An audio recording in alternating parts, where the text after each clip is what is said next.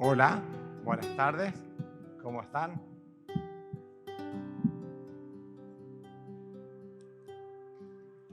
Primero me voy a dejar los lentes así los puedo ver bien a todos, ¿sí? Porque me los saco y no es que no vea, pero no veo en HD, digamos, ¿sí? Veo en TV común nada más. Es un gusto poder compartir la palabra con ustedes. La verdad que es un privilegio poder tomar la palabra y poder pedirle al Señor que guíe, al Espíritu Santo que guíe y tome control de la reunión en todo momento. Vamos a orar por ello. Padre, te damos gracias por tu presencia en medio nuestro en esta tarde. Gracias, Señor, porque podemos juntarnos, Señor, para glorificar tu nombre, para honrarte, oh Dios, y para tener los corazones dispuestos para escuchar de ti, Señor, y aprender y corregir aquello que está desviado en nuestras vidas, Señor. Que tú tomes el control y que tu palabra nos abrace, Señor, y nos enseñe en esta tarde. En Jesús te lo pedimos. Amén. Bueno, como ya sabrán, estamos viendo la carta de Santiago, capítulo 2. Hay un cartel acá atrás que dice Fe en acción. Yo no sé si a ustedes les pasa. Vamos a ver primero. Levante la mano, ¿quién ha leído Santiago? Bien, completo, ¿no? ¿Quién lo ha leído varias veces? Bien, bien. O sea que tenemos idea de que habla Santiago. Y yo no sé si a ustedes les pasa, vamos a poner el cronómetro, yo no sé si a ustedes les pasa, pero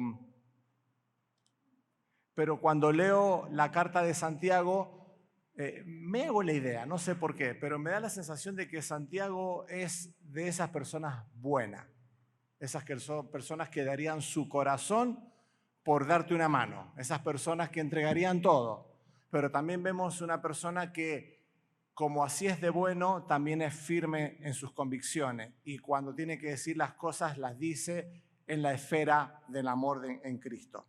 Y hoy como vamos a ver un capítulo donde Santiago tiene que decir cosas muy duras, pero cuando uno la dice desde la perspectiva del amor en Dios, la cosa cambia, ¿sí? Recuerdo una vez, apenas me había convertido, una de las primeras veces que me levanté en la cena, antes era diferente la cena, ¿sí? Y me acuerdo que yo en mi ímpetu de compartir la palabra dije que nosotros los evangélicos no creemos en milagros. Y medio se hizo un estremezón en la congregación, ¿sí? Pero yo con mi idea original de una religión, digamos, por costumbre, yo me estaba refiriendo a los milagros que hacen las imágenes, ¿no?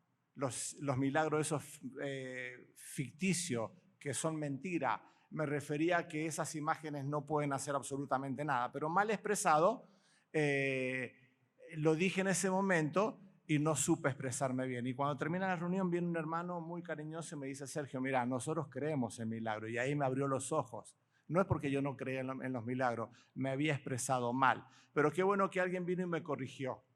Y acá vemos a Santiago, una persona que tiene que decir cosas que tienen que corregir a la congregación. No nos olvidemos, como habíamos o hemos estado estudiando, que Santiago está escribiéndole a judíos cristianos.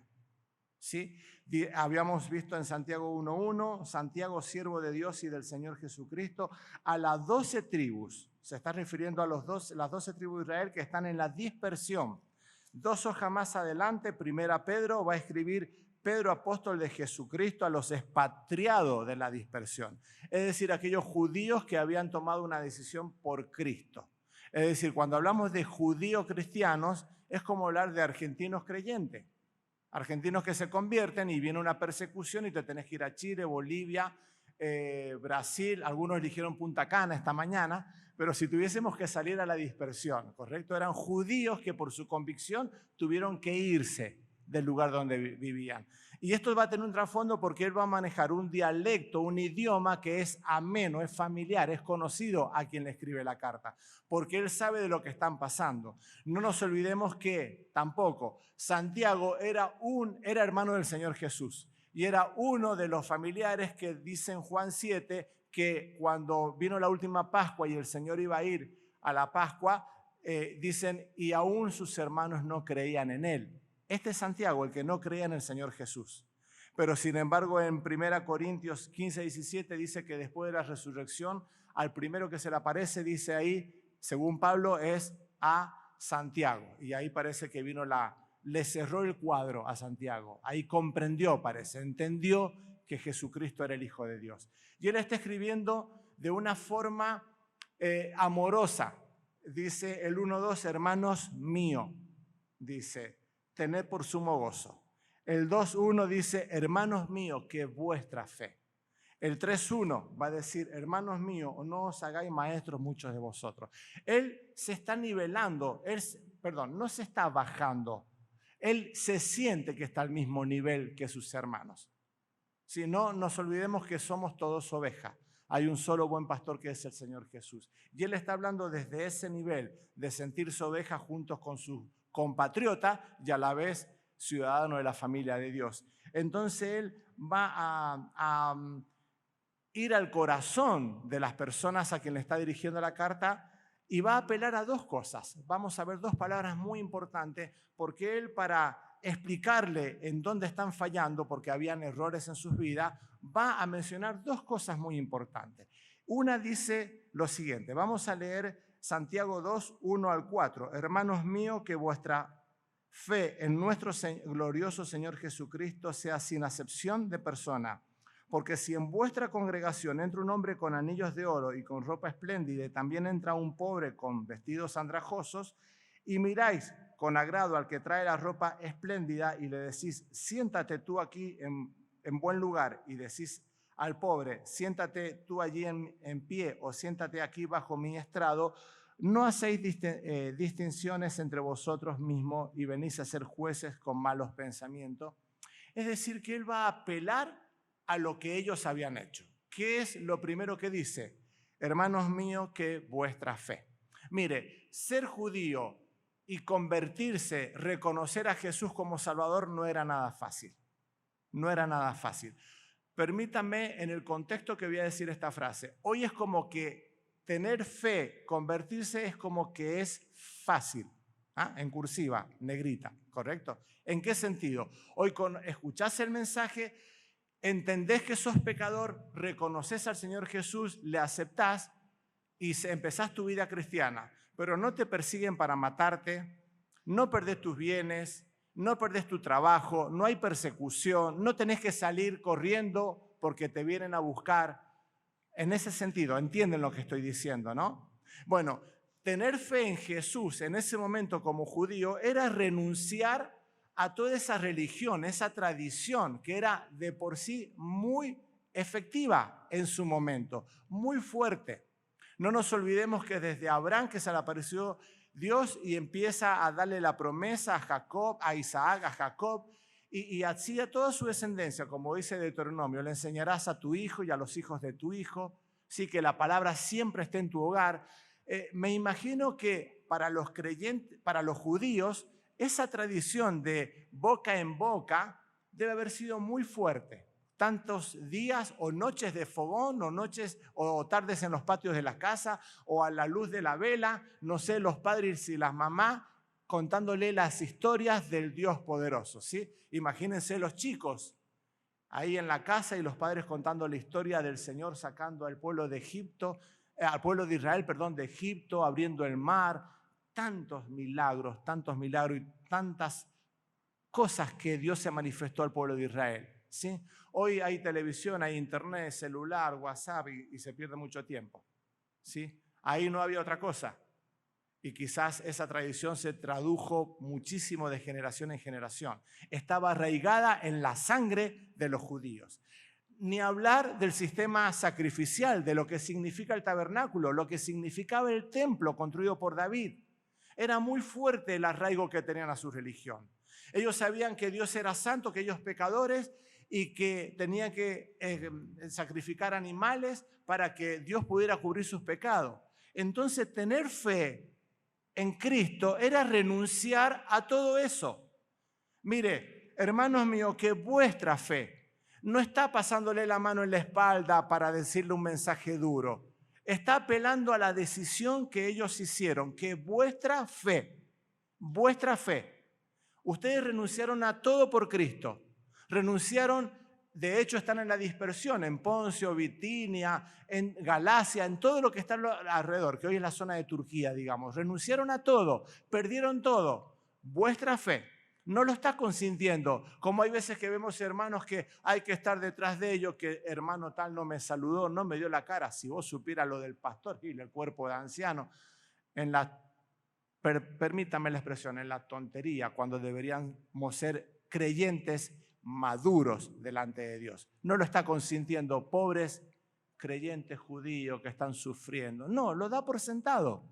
Miren, esta es la realidad que les tocó. Ustedes tuvieron fe y esta es la realidad. Hermanos, mire, hemos sido no solamente llamados para creer en Él, dice Filipenses, creo que 1:18, sino se nos ha concedido padecer por Cristo.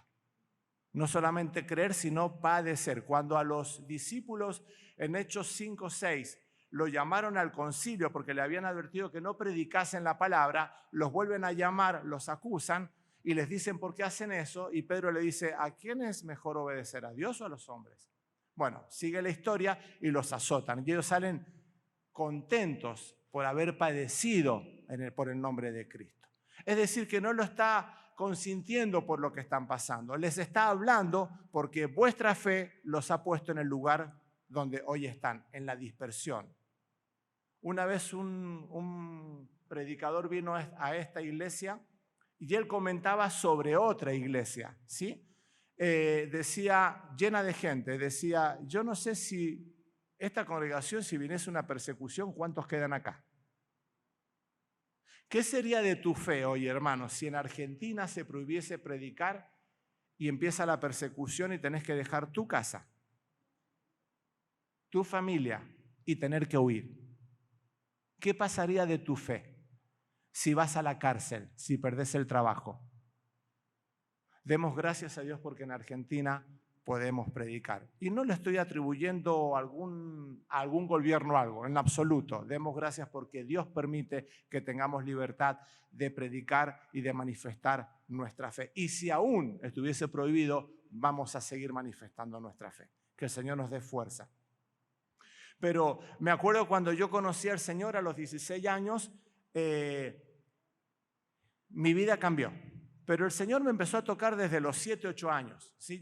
Mis debates con Lalo, mi amigo, mi vecino, eran muy profundos, debates teológicos. ¿Sí? Él decía que las hormigas rojas eran del diablo. ¿Sí?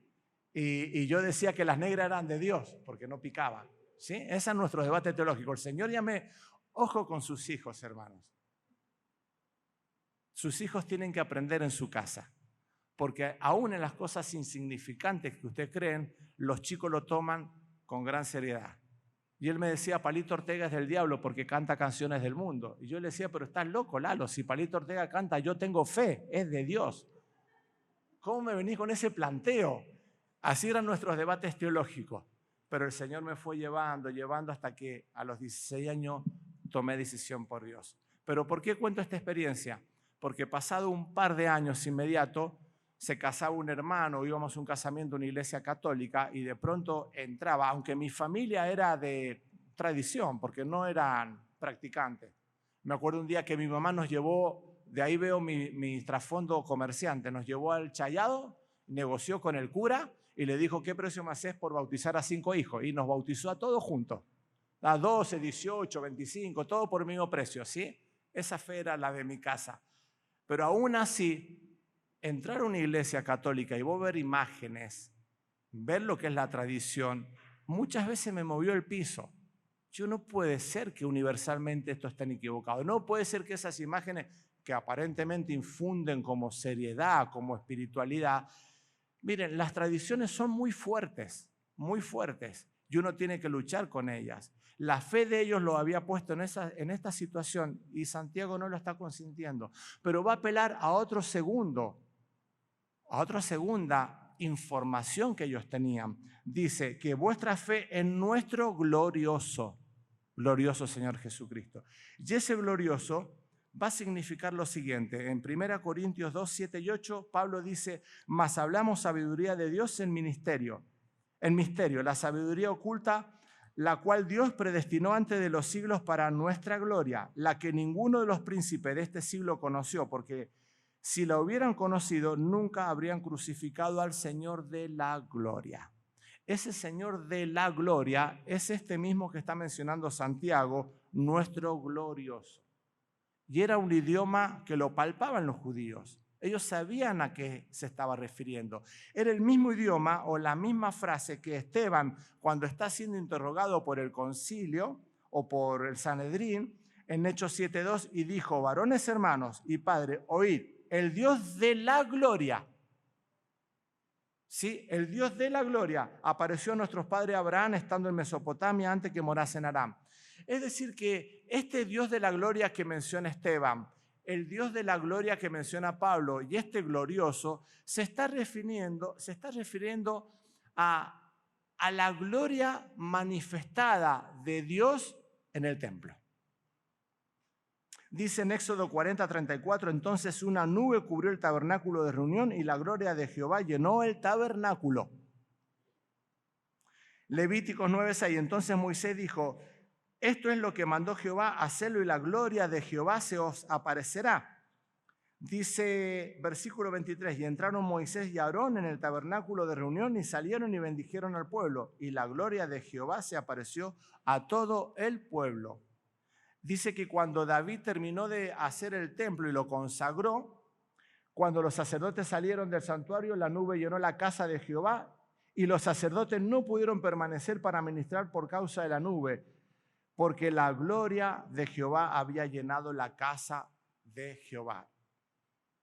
Es decir, que cuando Santiago le está diciendo, y nuestro glorioso Señor Jesucristo, miren, ustedes tomaron fe, decisión, y están en posición porque tomaron una decisión en nuestro glorioso, le está diciendo, miren, esa gloria a lo cual ustedes admiraban, sus padres creyeron, sus padres siguieron, que era que cuando la gloria de Jehová se manifestaba y descendía sobre el tabernáculo y después sobre el templo, es la misma que el glorioso Señor Jesucristo.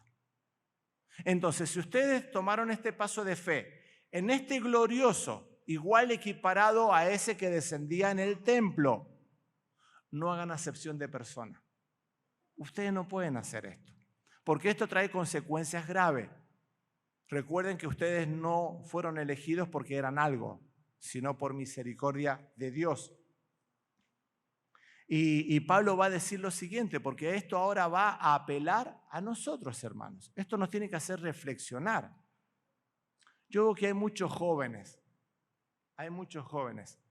Y es bueno cuando un joven conoce al Señor, cuando empieza a dar sus primeros pasos de convicción en Dios, porque van a ser aquellos que lo van a fortalecer y le van a dar fuerzas, van a ser raíces en el Evangelio. Dice Pablo en Efesios 2:19, así que ya no sois extranjeros ni advenedizos, sino conciudadanos de los santos y miembros de la familia de Dios, edificados sobre el fundamento de los apóstoles y profetas, siendo la principal piedra del ángulo Jesucristo mismo, en quien todo el edificio bien coordinado va creciendo para ser un templo santo.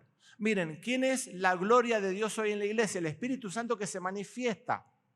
¿Correcto? Y va a decir, en quien vosotros, miren, ustedes, yo, vosotros, ¿está claro? Apropiese de esta palabra, en quienes vosotros, cada uno de los que estamos acá, en quienes vosotros también sois justamente edificados para morada de Dios en el Espíritu. Dice en 1 Corintios, ¿no sabéis que sois templo del Espíritu Santo, del Espíritu de Dios que mora en vosotros? Miren, antes Dios moraba en el templo hecho de manos, hoy mora en vos. ¿Usted está entendiendo, o chicos, están entendiendo que la gloria de Dios está morando en tu vida, en tu cuerpo, porque sos templo del Espíritu Santo? Dice, no ignoráis que vuestro cuerpo es templo del Espíritu Santo, el cual está en vosotros, el cual tenéis de Dios y que no sois vuestro. Es decir, que vos no sos tuyo. Sos adquirido por Dios, el Espíritu Santo entra, vos pasás a ser morada, templo, y no sos siquiera tuyo, sos de Dios. Entonces, cuando vos estás frente a la computadora y vas a apretar el Enter, pensá lo que estás haciendo. Cuando estás solo en tu casa y vas a apretar el control remoto, pensá. Cuando estás en tu pieza solo con el celular, que nadie te está mirando, ojo con lo que ves, porque sos templo del Espíritu Santo. El Espíritu está morando en vos, aunque vos creas que nadie te está viendo. Entonces, y aún así para los mayores, no nos olvidemos que cuando estamos fuera de este lugar donde nos congregamos, aunque nadie te ve, cuidado con el dialecto, cuidado con las palabras, cuidado con tu actitud, con tu forma de actuar, tu forma de hablar, porque somos templo del Espíritu Santo. Juan va a decir, y va a ir un poco más profundo, Juan dice: hemos visto su gloria, la gloria como la del unigénito del Padre, lleno de gracia y de verdad. Está dando testimonio de que vieron la gloria, esa gloria que era manifestada en el templo. Entonces, él va a poner un mensaje, él va a ilustrar esto, va a decir, hermanos, dice, que vuestra fe en nuestro glorioso Señor Jesucristo sea sin acepción de persona, porque si en vuestra congregación entra un hombre con anillo de oro y con ropa espléndida, y también entra un pobre con vestido andrajoso, y miráis con agrado, están haciendo acepción de persona. Están tomando favoritismo. No nos olvidemos que hemos sido creados a igualdad. Nada hemos traído ni nada nos vamos a llevar.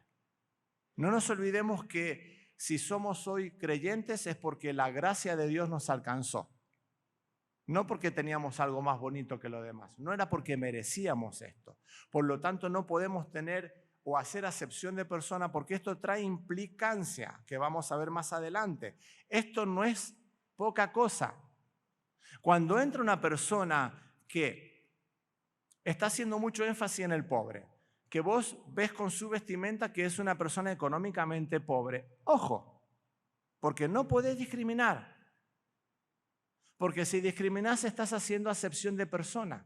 Y vamos a ver lo que dice la palabra. Entonces Pedro, cuando predicó en la casa de Cornelio, en Hechos 10, abriendo la boca dijo: en verdad comprendo que Dios no hace acepción de personas, se estaban convirtiendo los gentiles.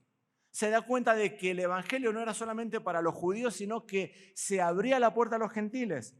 No hace acepción de personas, sino que en toda nación se agrada del que le teme y hace justicia. Y vosotros, amos, dice en Efesios, haced con ellos lo mismo, dejando las amenazas, sabiendo que el Señor de ellos y vuestro está en los cielos, y que para Él no hay acepción de persona. Lo dice Pablo también, lo dice Pablo. Y en 1 Pedro va a decir: si invocáis por Padre aquel que es sin acepción de persona. A ver, hermanos, ¿cuál es el factor común acá? ¿Cuál es el factor común? Sin acepción de persona. No podemos manejarnos por la vida o en la iglesia haciendo acepción de personas. Voy a ir un poquito más rápido porque me estoy demorando bastante en esto. El problema era que estos creyentes estaban haciendo diferencia con aquellos que entraban y tenían una significancia muy importante, porque vamos a ver enseguida que hacían acepción de persona con el pobre a favor de aquellos que los explotaban, que los pisoteaban, que los menoscababan.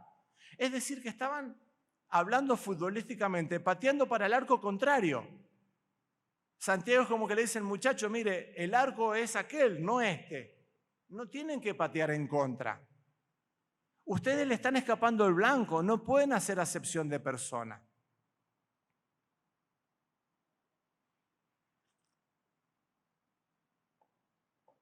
Dice que en esos días los escribas y fariseos tenían una costumbre y el Señor va a hacerle reconocer o hacerle ver lo que sucede. En Mateo 23:6, entonces habló Jesús a la gente y a sus discípulos diciendo: en la cátedra de Moisés se sientan los escribas y los fariseos.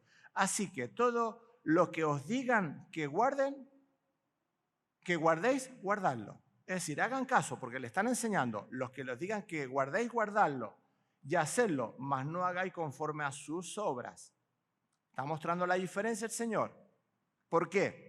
porque dicen y no hacen, porque atan cargas pesadas y difíciles de llevar y las ponen sobre los hombros de los hombres, pero ellos ni aun con un dedo quieren moverlas. Antes hacen todas sus obras para ser vistos por los hombres, pues ensanchan su filactería y extienden los flecos de sus mantos, llaman los primeros asientos en las cenas y las primeras sillas en las sinagogas y las salutaciones en las plazas, y que los hombres le llaman rabí y rabí.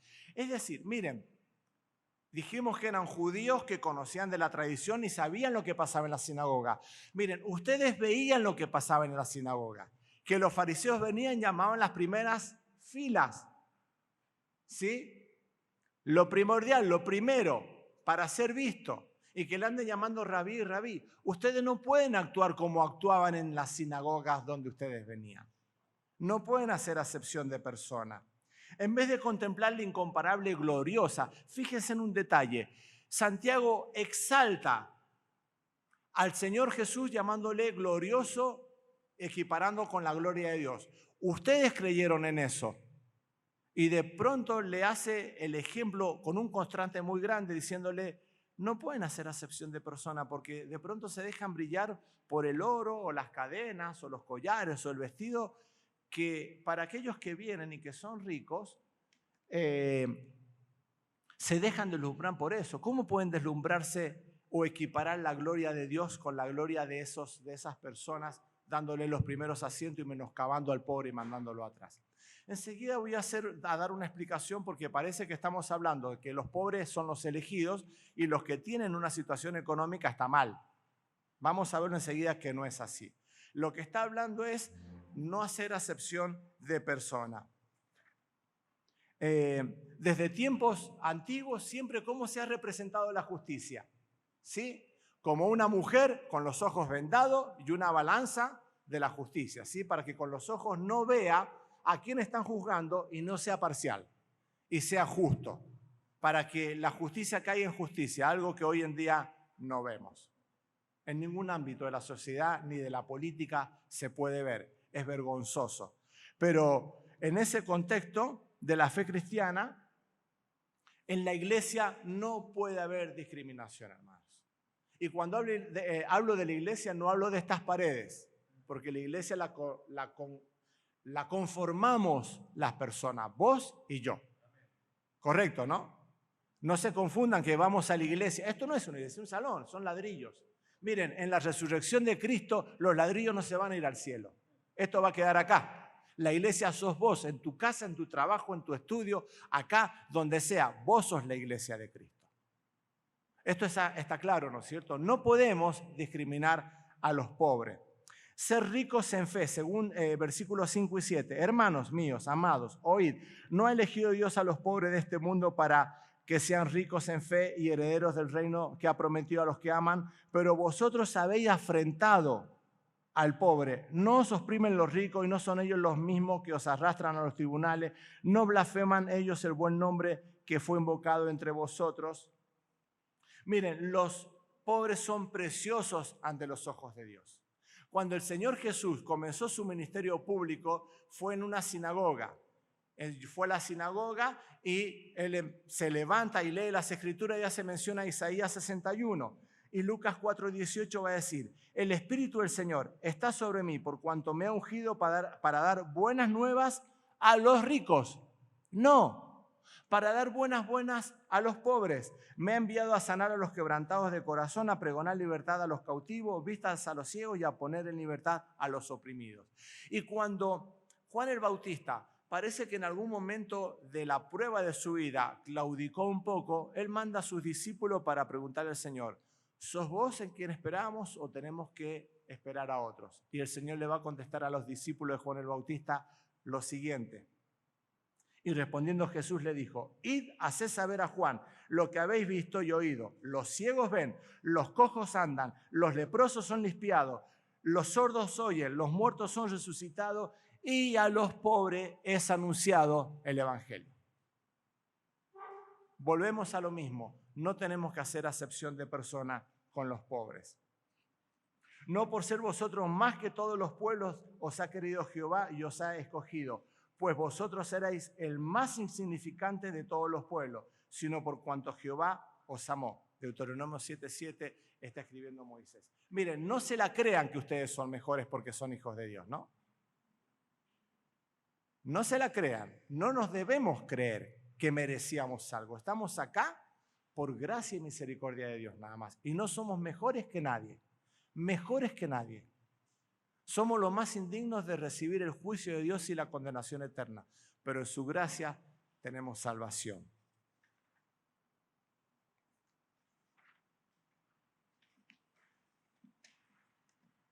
Hace calor, ¿no? Se me seca la boca.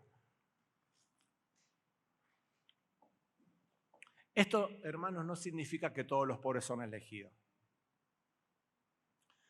Miren, no tenemos que hacer diferencia entre la pobreza y la riqueza.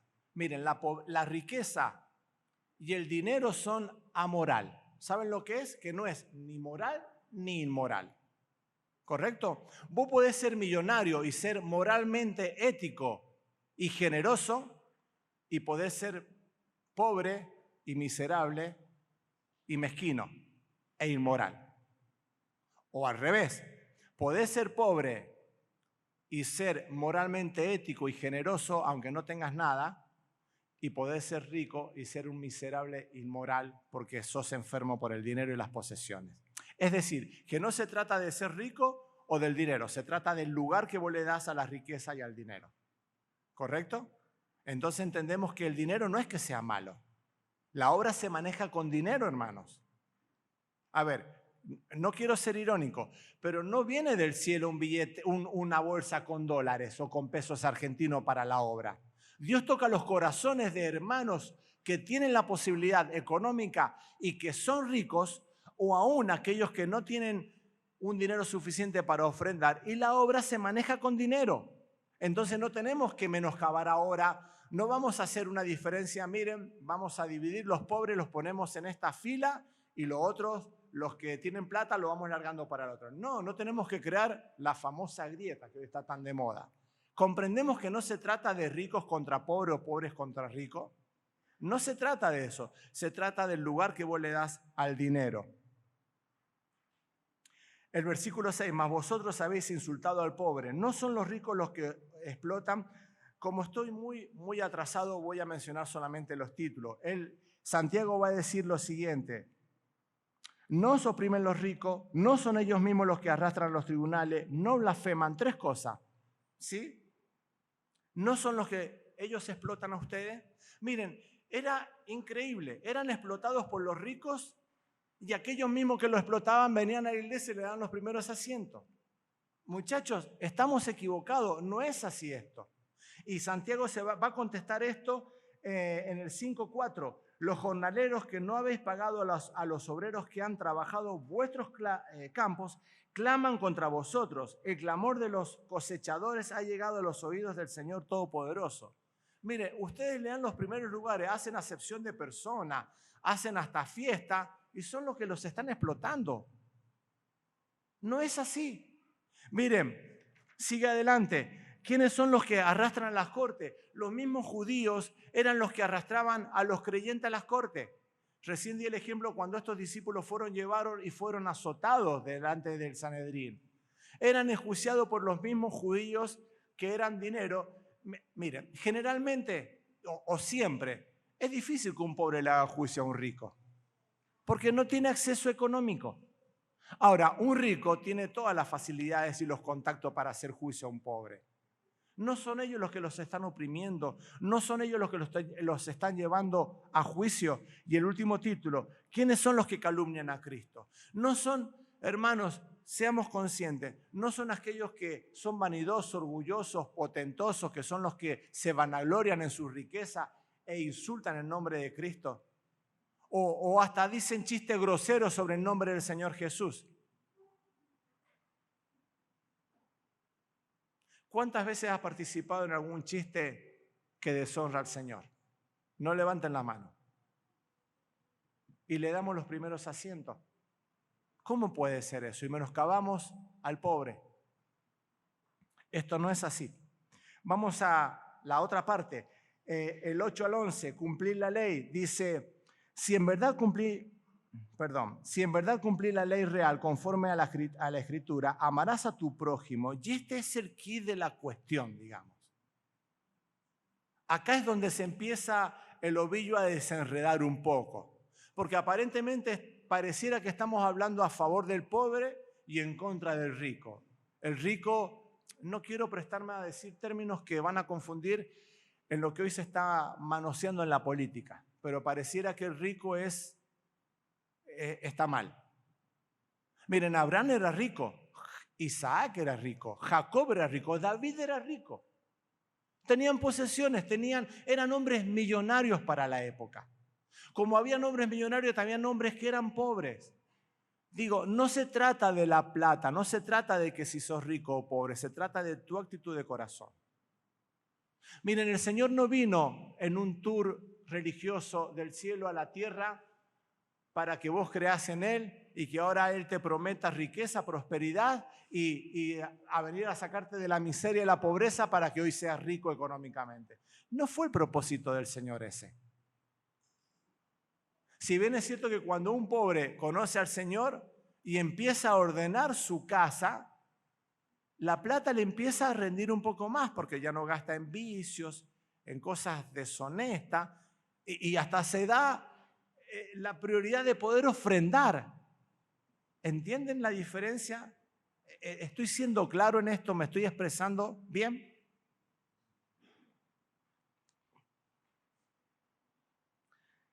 Ahora lo está llevando a cumplir la regla del amor al prójimo, la de la ley. Pero si hacéis asesión de persona, cometéis pecado y quedáis convictos por la ley como transgresores, porque cualquiera que guardare toda la ley, pero ofendiere en un punto, se hace culpable de toda. Porque el que dijo, no cometerás adulterio, también ha dicho, no matarás. Ahora bien, si no cometes adulterio, pero matás, ya te has hecho transgresor de la ley. ¿Qué tiene que ver esto con acepción de persona? Pareciera como que de pronto saca algo como que está descolgado. ¿No les parece un poco? Pero hay algo que él trae, algo de la ley, que está muy inculcado en sus mentes. Dice, si en verdad cumplís la ley real conforme a las Escrituras, amarás a tu prójimo como a ti mismo.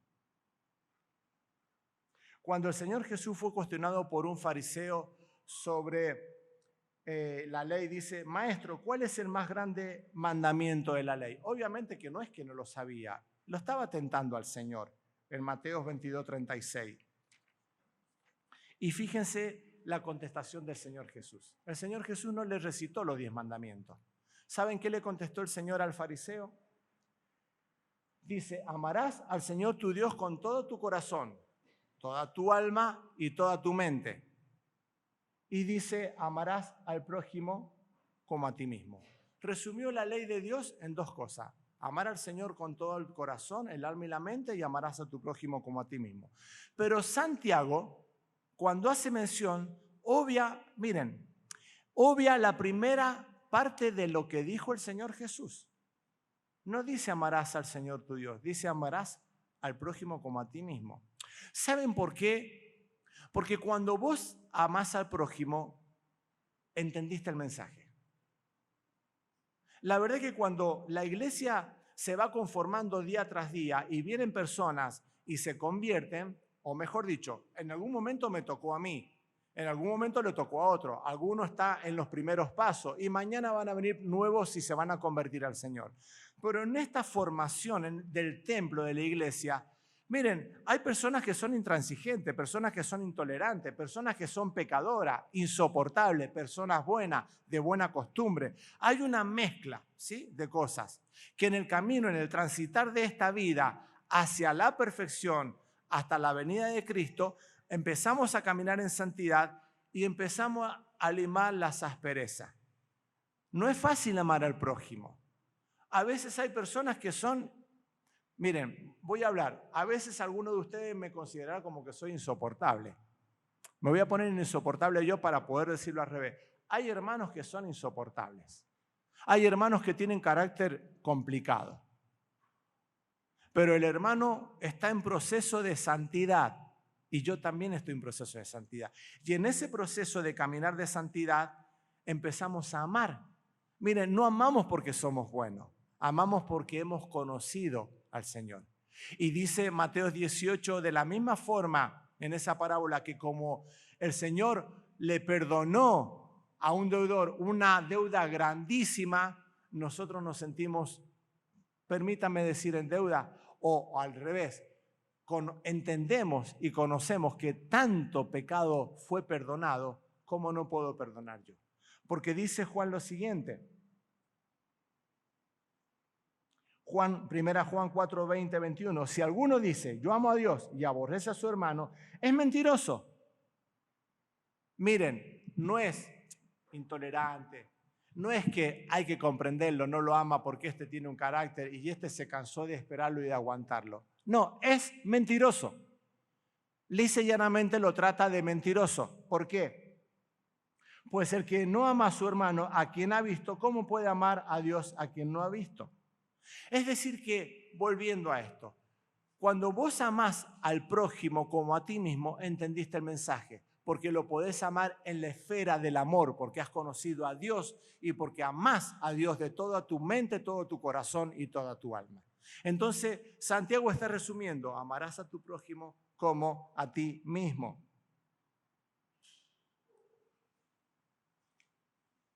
Porque el que contempla y cumple toda la ley o falla en un punto se ha hecho transgresor. ¿Saben una cosa? Esta mañana les compartía, yo cuando viajaba tenía mi auto en condiciones, ya sea técnica y de papeles, ¿sí? Para evitar multas y para no quedarme en la ruta tirado. Una vez, no sé por qué motivo, razón, me para la policía y yo andaba con una falta. No sé si andaba sin cinturón, sin luces, no sé lo que me falta, realmente no recuerdo qué es lo que era. Pero ahí empezó mi argumento de tratar de zafar de la multa. Y lo primero que hice fue echarle la culpa de todos los autos que andan en la calle, que ustedes no los paran, sin papeles, sin luces, y me parás a mí, que estoy perfecto en todo, pero me agarraste en esta sola. Y yo trataba de argumentar. Pero la verdad que la ley de tránsito no contempla que si vos cumplís en 10 leyes, podés fallar en una, en dos.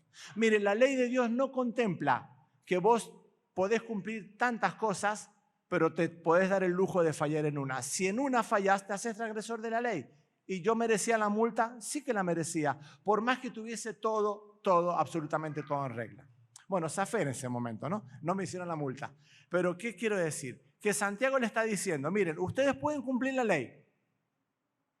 Porque Santiago le está diciendo a sus oyentes que saben del tema, la ley a la cual se refiere. Dice, pero si fallan en una, no aman a su prójimo, están siendo transgresores. No pueden tener esta actitud.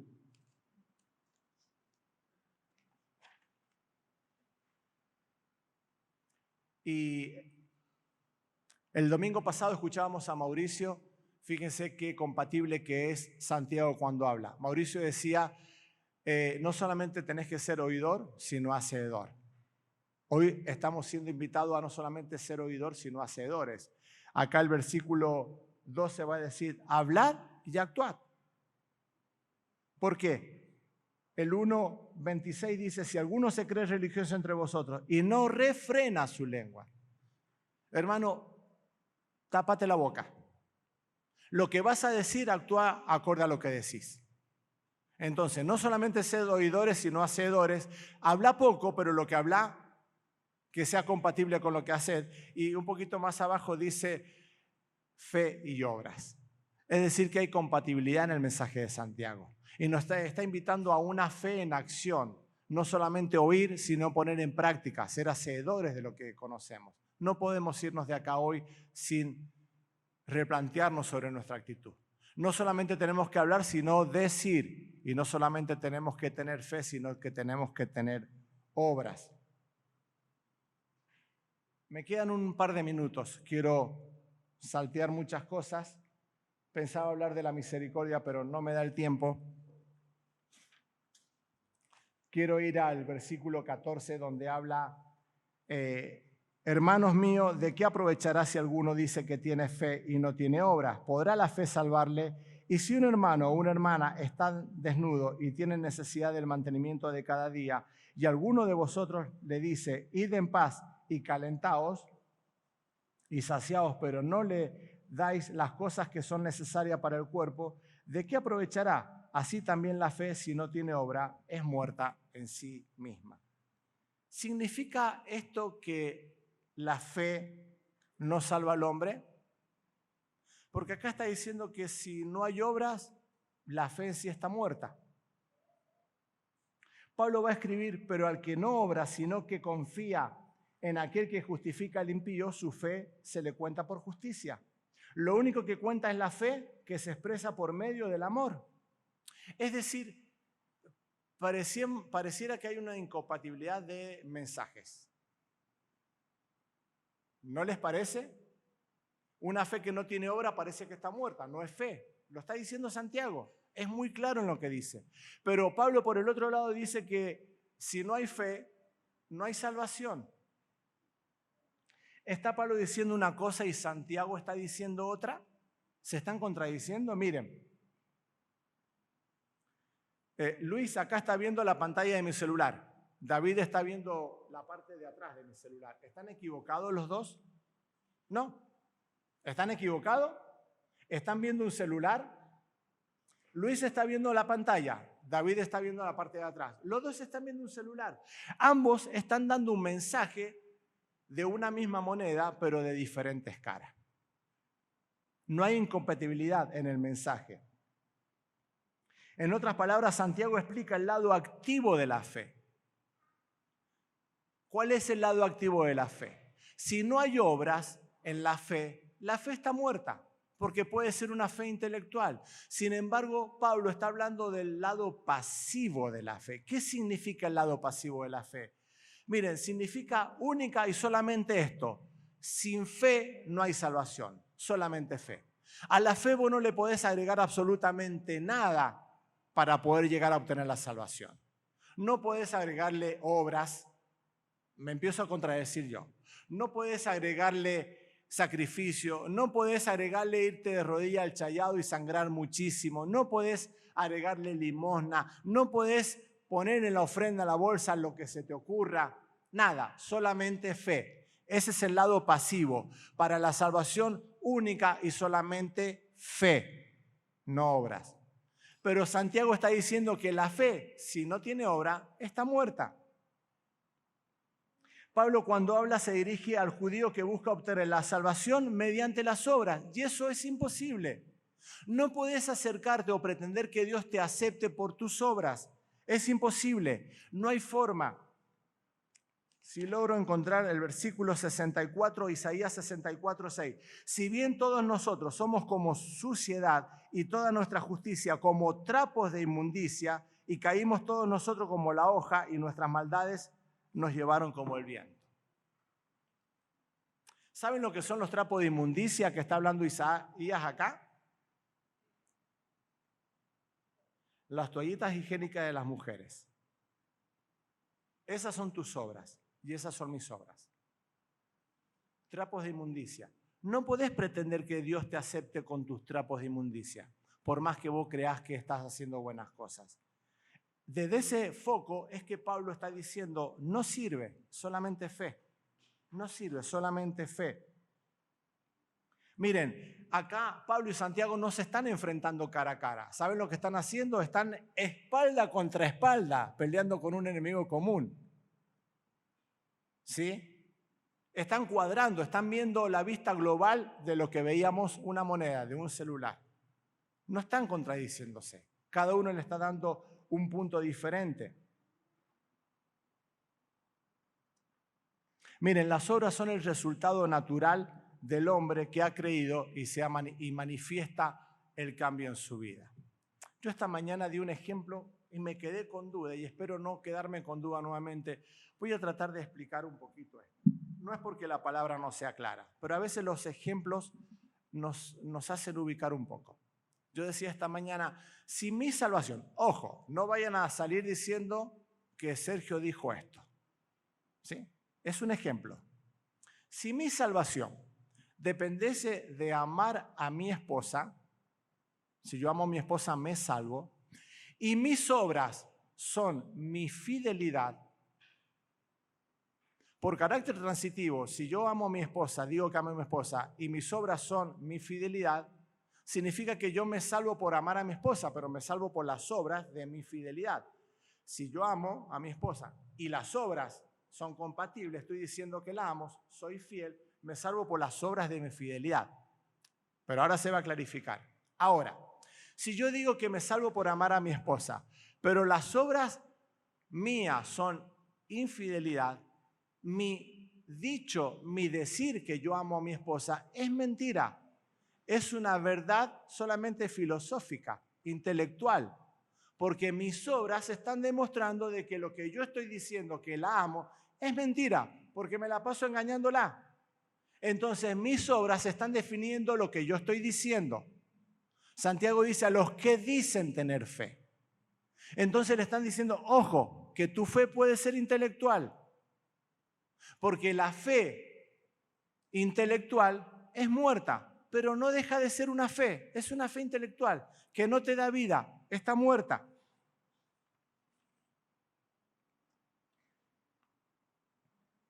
Un ejemplo claro de esto es lo siguiente.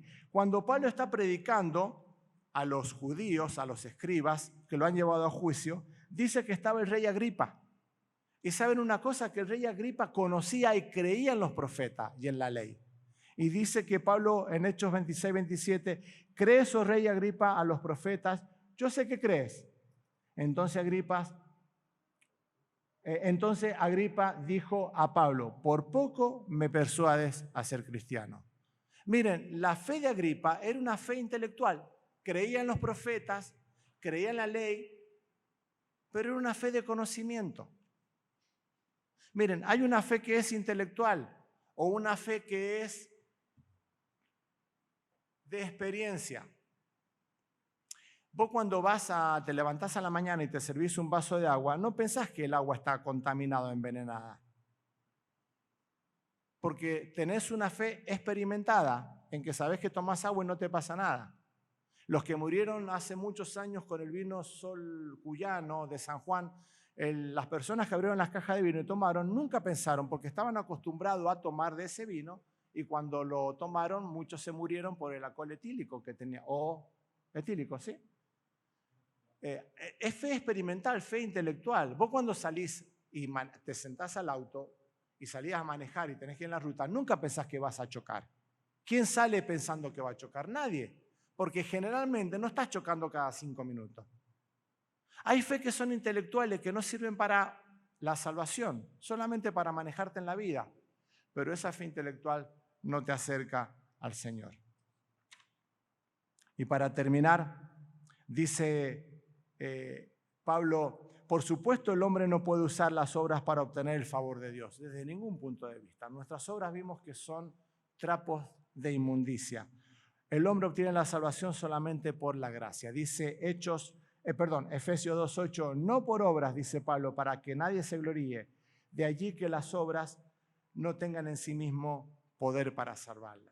Tenemos que comprender que las obras es una manifestación evidente de que vos has tenido fe en Cristo. ¿Y cuáles son esas manifestaciones? Las que dijimos intelectuales. Yo intelectualmente antes creía en Cristo. Si el rey Agripa hubiera aceptado a Cristo, hubiese pasado de ser una fe intelectual a una fe pasiva. ¿Sí? Creyó para salvación. Cuando en tu vida conoces al Señor y tu vida estaba llena de vicios, los vicios que solamente vos conocés. A veces los oradores terminamos mencionando los mismos, ¿sí? Droga, alcohol, sexo, no sé, a veces nos encerramos. Pero hermanos, solamente cada uno de ustedes sabe en qué vicio está encerrado. Pero vos cuando conoces al Señor, tu vida empieza a obrar para bien porque sabés que eso no está bien. Mira, antes eras ladrón y ahora conociste al Señor y te das cuenta que robar está mal. Y empiezan a haber manifestaciones en tu vida. Antes eras un mentiroso empedernido y hoy empezás a darte cuenta que no podés andar por la vida mintiendo. Empezás a decir verdades porque empezaste tu camino desde cero, ¿sí? Porque estabas muerto espiritualmente y empezás a caminar en los caminos del Señor. Empiezan a haber obras en tu vida. Empezás a tener testimonio. Porque ahora vos conociste al Señor y querés compartir ese primer amor. Querés compartir con aquellos que te conocen y decirle lo que el Señor ha hecho en tu vida, obras en tu vida. No me puedes decir que tenés fe en Cristo y seguís en tus vicios. Seguís en tus pecados. Seguís en lo que dije recién, pornografía, alcohol, mentiras. Sos un hombre que maltrata a tu esposa. O sos una esposa que engaña al hombre. O sos un hijo desobediente o un padre que se alcoholiza y maltrata a su familia. ¿Entendés que no puedes decir que tenés fe y tus obras no hablan de esa fe tuya? ¿Comprendés que las obras son un semáforo en tu vida que antes estaba en rojo, amarillo y ahora está en verde? Porque te están diciendo que tu vida va cambiando. ¿Por qué? Por la misericordia de Cristo. Y sin embargo, Pablo está hablando de que por las obras no podemos ser salvos, sino solamente por la fe en Cristo. Solamente hoy podemos acercarnos a Dios por la sangre de Cristo que fue derramada en la cruz.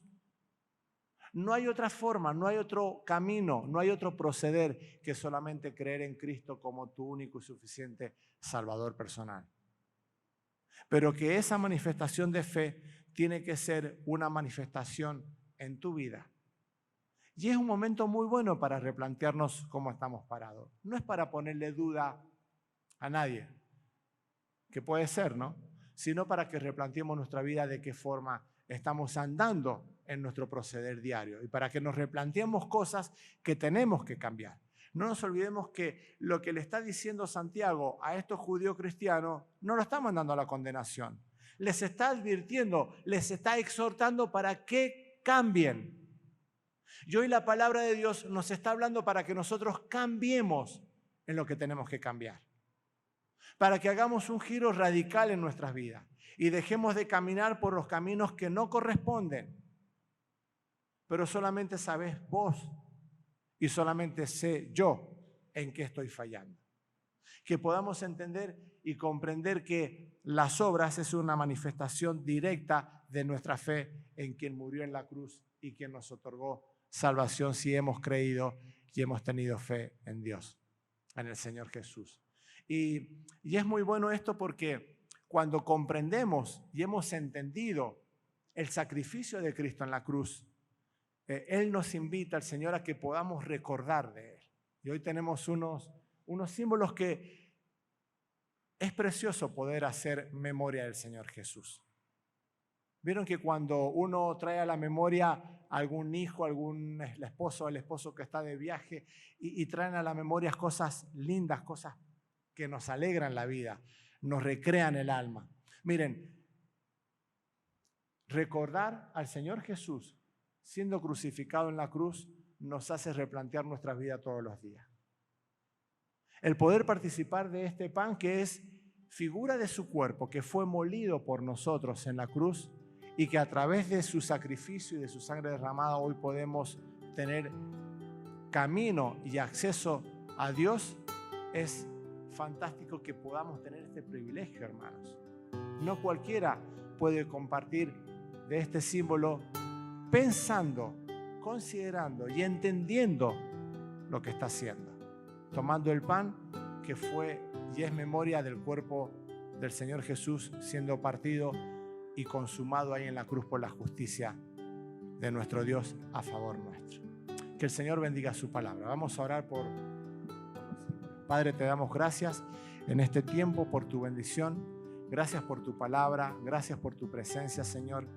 Y en este momento, cuando vamos a compartir, Señor, de este pan, que nos hace recordar a nuestro Señor amado, Señor, que fue partido en la cruz, como dice tu palabra, que el castigo de nuestra paz cayó sobre él, Señor, donde la justicia tuya, Dios, fue saciada en su sacrificio, Señor, y donde el Señor dio su último grito de victoria, consumado es, Señor. Gracias porque es un grito de victoria para nosotros también, Señor. Es un grito de salvación para nosotros que Jesús haya dicho consumado es. Que tu justicia haya sido saciada, Señor. Que ahora a través de Jesús. Por fe, Señor, vos nos ves como hijos tuyos sin mancha. Santo, Señor, a través de nuestro amado Señor. Bendecí, Señor, este pan. Te damos gracias en Jesús.